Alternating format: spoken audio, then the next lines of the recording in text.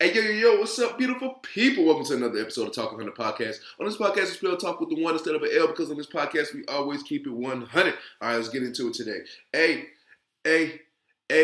it's episode 49. I know, I can't believe it. It's going crazy. Episode 49 is here. We are one more episode away, guys. We are close to that episode 50. And I'm more and more excited the more times I come to it because I know it's going to be crazy. And, it's just a lot of emotions going on right now. Episode 50 is coming. And you know what? I swear to God, I swear to y'all, I did not plan this. But episode 50 will be the same week or same weekend as WrestleMania 41. So, be ready for that because I'm definitely going to be having some film study and all that. Some film going on from the party because I'm having a party for WrestleMania. All right. And so I'm going to have that going. Some congratulations from people to me and the show and to everybody who's helped out with the show. Before it gets here, I'm going to say the same speech again next week, but I'm going to say it right now as a pre. Thank you, everybody who's associated with the Talking on the Podcast, from everybody who's came on as a guest, everybody who supported, everybody, everything. So it means a lot to me. I swear it does. Okay, I'm definitely gonna get deeper into that next week when it comes. But right now, just thank everybody because episode 50 is almost here. But guess what? It's not here yet. It's episode 49, and on episode 49, we got some shit to talk about. First of all, before we get too much into the dive into the nitty gritty, want to say condolences to the family of Kyren Lacy. Kyren Lacy is a former LSU wide receiver. He was expected to be picked up in the draft by whatever NFL team, but he was going to go to the NFL and live his dream. Sunday morning, he was found dead as they said they dictated that he took his life. Man, condolences to the family. Man, there's nothing else I can say, man.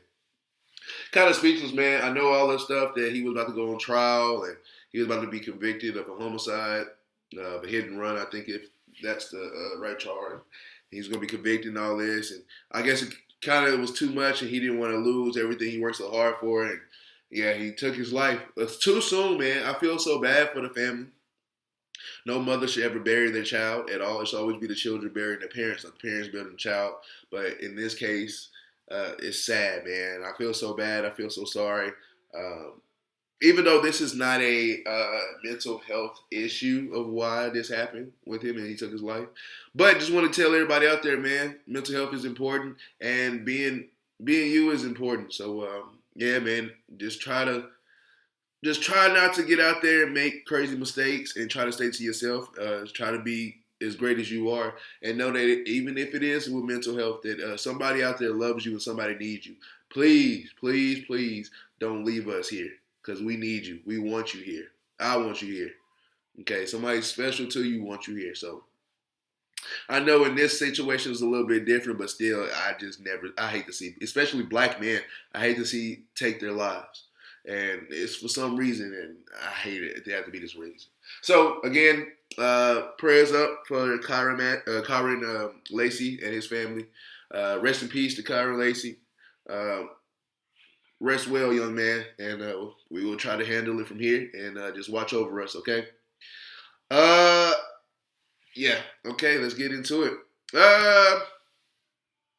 Yeah, you see how that happens? How it was really something real serious, and it is very serious.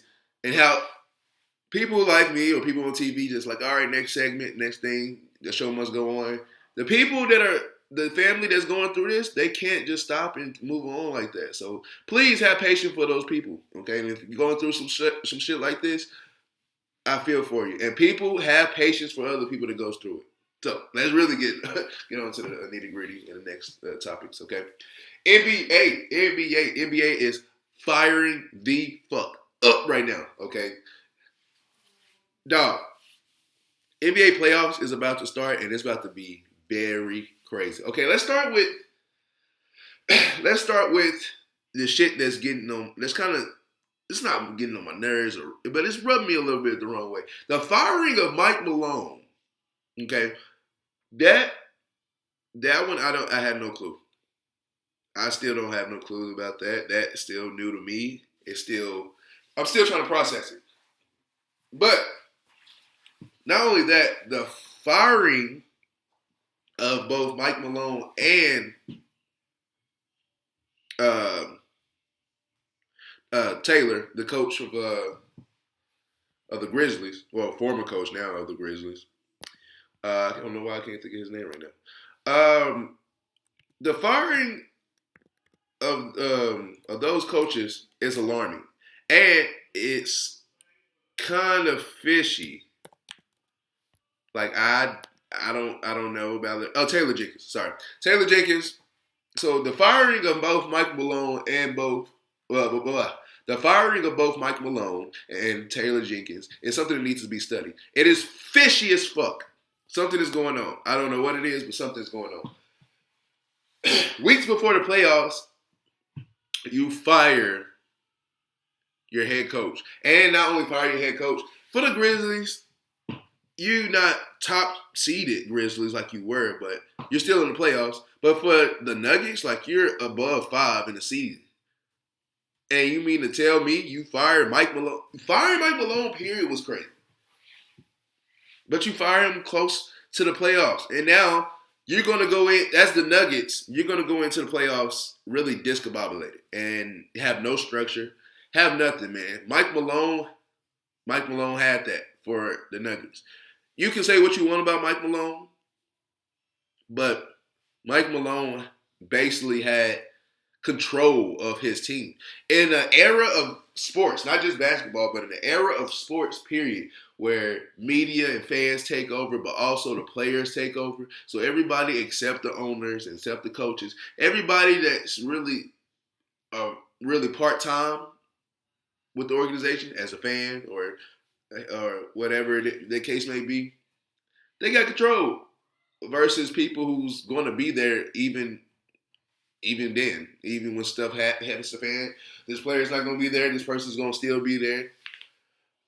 They got more control, and so it's just crazy that I just don't understand it, man. It just at some point it's something within those organizations that they're not telling us of why these two great coaches got fired. It's something within that organization that they are not telling us. And it's okay to not tell us because, I hate nosy people too.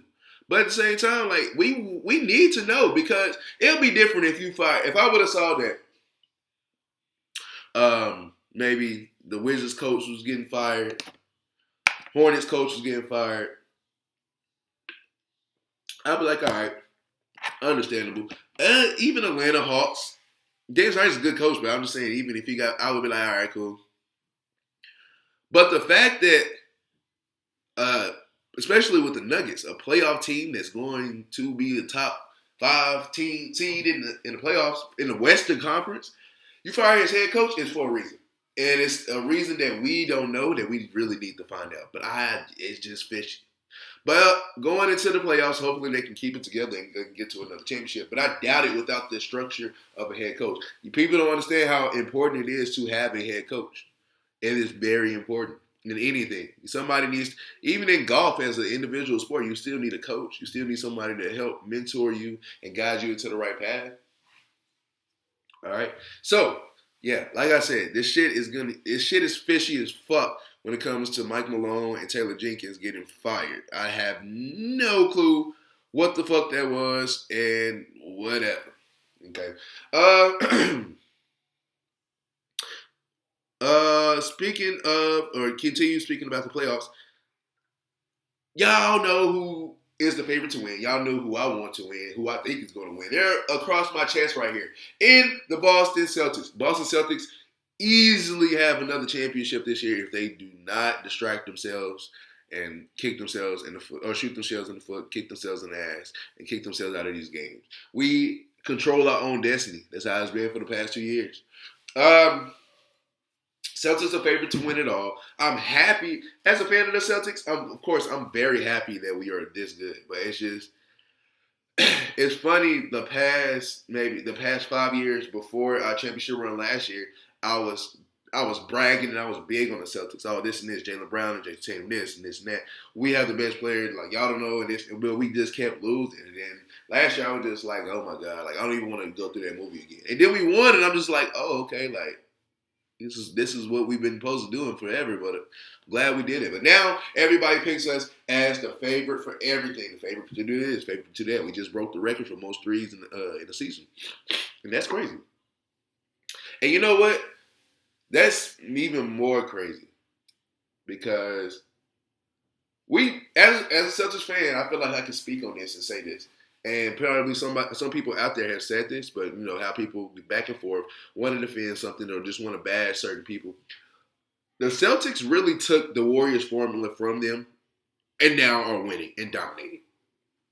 And what I mean by that, before Warriors started winning championships, not just one championship, before they started winning championships, they always said a shooting team is never going to win a championship. A shooting team is never going to win a championship. All that. And then the Warriors, Steph Curry and the Warriors came in and said, hey, hold my beer. And look at what they're doing. Look at what they've done. They built a dynasty off of shooting. And so Steph Curry himself. Now, I'm not going to cap to you. I do a lot of times blame Steph Curry as far as this is why basketball is the way it is and this and that. But then I started thinking like, no, it's the whole Warriors teams. Those Warriors teams where they were just shooting threes all day, but they can do that. And, you know, it gets mad like, oh, we can win like this.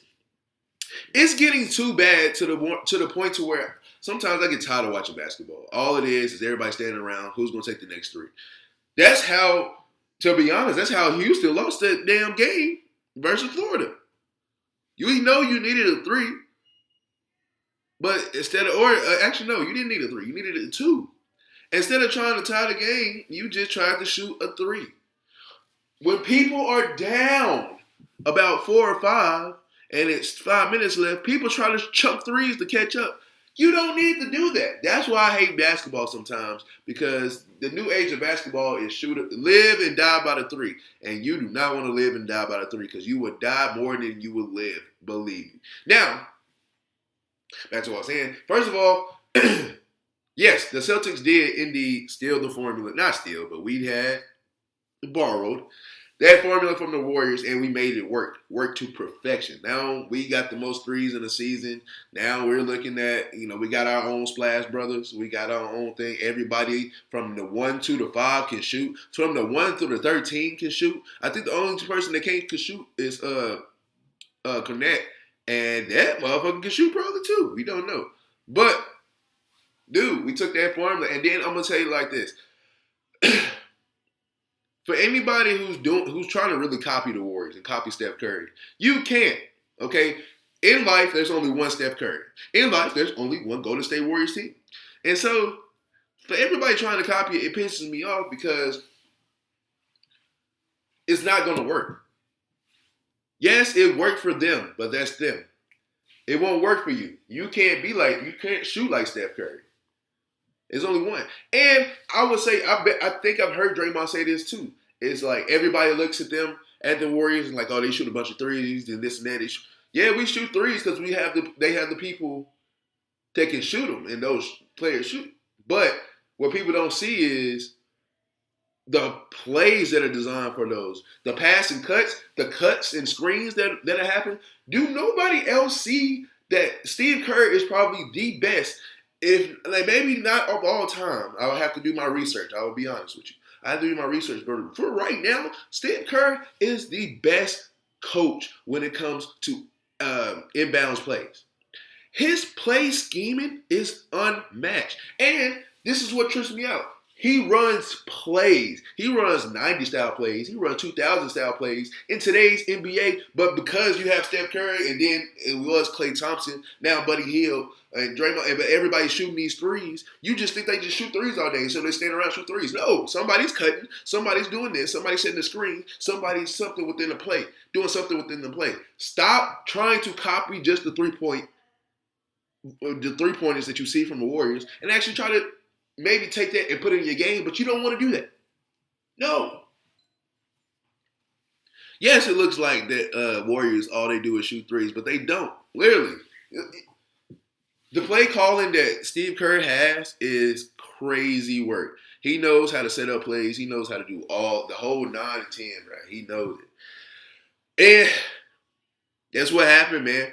But I get mad at other teams and I get mad at other programs, college, high school, or I get mad when I just see them trying to shoot threes all day. And it pisses me off. But the fact that not only are the Celtics doing it, but the Celtics are doing it and they're executing highly on this shit. And it's literally live and die by the three. That's literally, bro, if you're a Celtics fan, you know. We lose games. If we lose games, it's because we shot ourselves to that loss. You didn't beat us. We shot ourselves out of this game. Fucking wild, man. Fucking wild. So, it would be crazy if we saw another Celtics and Warriors finals. I doubt it. I think the Nuggets have the best chance to come out the West, even though you do have OKC, you have Grizzlies, if they make it out of the play-in. You have all these other ones. Clippers might be a knocking at the door. I'm not going to lie to you. Clippers are with a healthy Kawhi, and he can play. James Harden, if you guys saw the game today, Clippers versus Warriors, the Clippers really can beat anybody. They can hang with. They have a tough starting five and a tough bench. Why not put your faith in them to win? All you need to do is just stay healthy. That's one of the dark horses I can see coming out of the West, if that was the case. That would be crazy. But yeah, I honestly think Celtics have the best chance to win. I don't see anybody in the West beat them. Definitely nobody in the East. Nobody in the East is going to be winning. It's only the Celtics. But yeah, I don't know. It's going to be tough. Nuggets versus Celtics, that's what I call for the championship game. I hope that's what we get for the championship game. It'll be crazy. But let me know in the comment section what you guys think about the NBA playoffs. Are you ready for the NBA playoffs to start? Which team do you think is going to go to the finals? Which team do you think is going to win it all? Which player do you think is going to have a good playoffs this year? Who's going to dominate throughout the whole playoffs this year? Let me know in the comment section. Okay. Okay, so speaking of, like I just said, the Warriors basically had a trend for basketball. Everybody want to shoot threes. You got Steph Curry, Splash Brother. Everybody wants to do that, right? And so that was like a trend. Trends are going crazy throughout always the internet. You have your trend dances, TikTok dances. You got,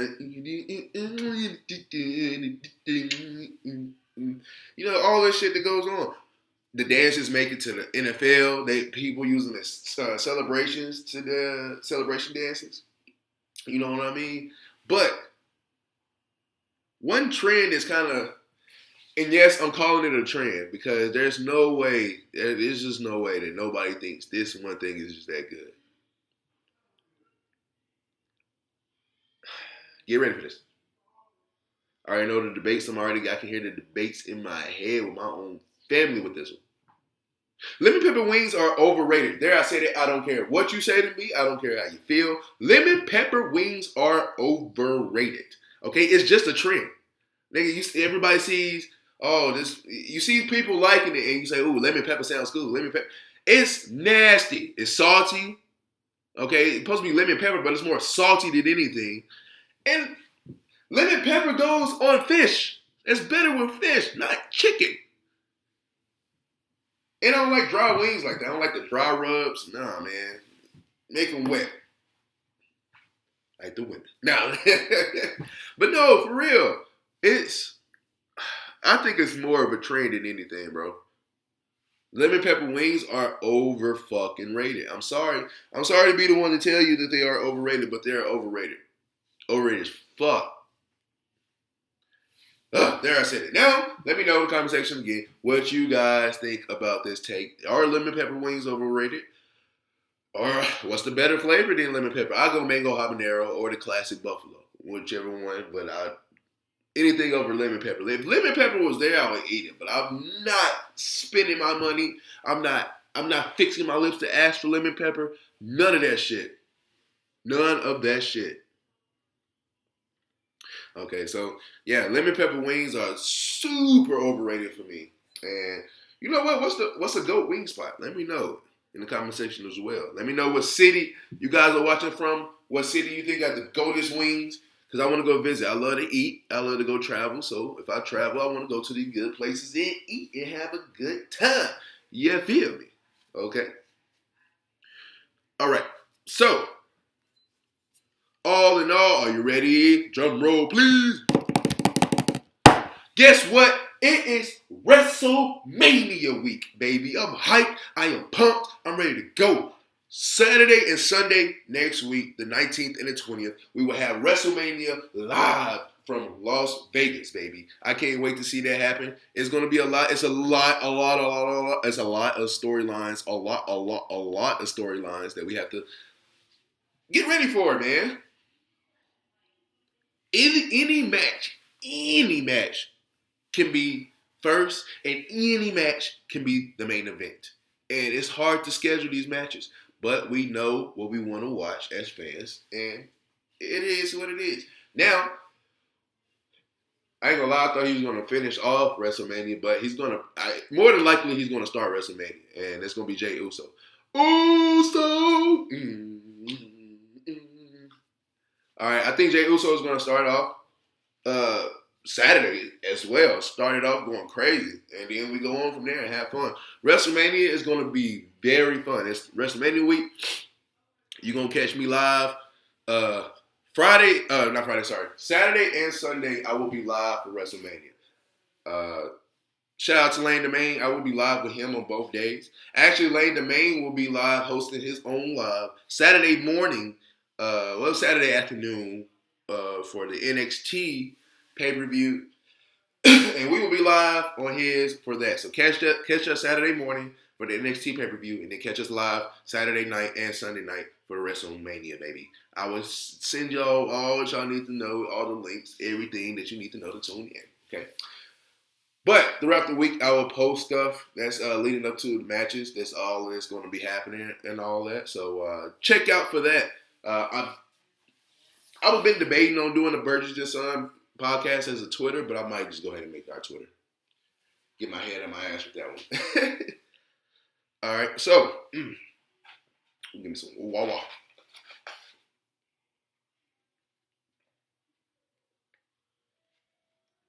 All right. So, WrestleMania. Got me excited. WrestleMania got me super excited. Can't wait. Can't wait for it to come. We got a bunch of matches to call. So, actually, episode 50. Actually, you know what? I'm going to call it now because I'm going to wait till after WrestleMania to do episode 50. Oh, man, it's going to be crazy. Crazy weekend is coming up, brother. Okay, let's get into it. Nitty-gritty. Let's see, can they pull it up like this? Okay. So, of course, we know we got a couple of triple threat matches that's going to set the scene. One is a main event. The main event triple threat match is Roman Reigns, CM Punk, and Seth Rollins. That is going to be a good triple threat match. The other triple threat match is not the main event, but it's going to be it should be, if it could. Rhea Ripley, Io Sky, and Bianca Belair. That's going to be a crazy. Those are two crazy. Those are two crazy triple threat matches that is going to dictate the weekend. Okay. Of course, I said it earlier, Jey Uso and Gunther. We're going to be ready for that. AJ Styles and Logan Paul, I never would have thought that was a thing. But, hey, man, Logan Paul sells. And why not give AJ Styles that spotlight? Let him whoop his ass on national television. All right, one that I'm kind of excited for, too, a fatal four-way between Dominic Mysterio, Finn Balor, Penta. I love Penta. And also somebody who I love, too, is Braun Breaker. Braun Breaker. The dogs are barking. Dogs are barking, baby. I can't wait for that to happen. So I love Penta and I love Braun Breaker. My daughter loves Dominic. I don't know what that is, but it is what it is. Okay, and then excuse me. All in all, everybody. I mean, it's more matches that I didn't talk about. Don't beat me up now.